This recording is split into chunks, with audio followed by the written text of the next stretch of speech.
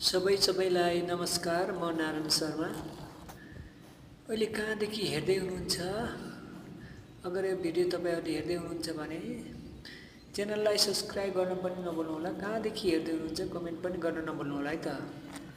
गाइजहरु, आज मैले यति राम्रो भिडियो लिएर आएको छु, हेर्नुस् है त।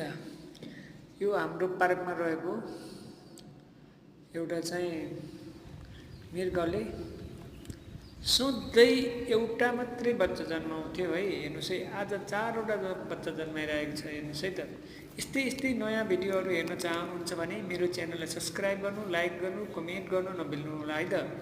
जसले यो भिडियो मन पराउनु भएको छ, लाइक, शेयर, सब्स्क्राइब गर्न नभुल्नु होला है त। हस् त, नमस्ते। फेरि नयाँ भिडियोहरू यस्तै नयाँ भिडियोहरू हाल्ने छु है त मैले। हस् त, धन्यवाद।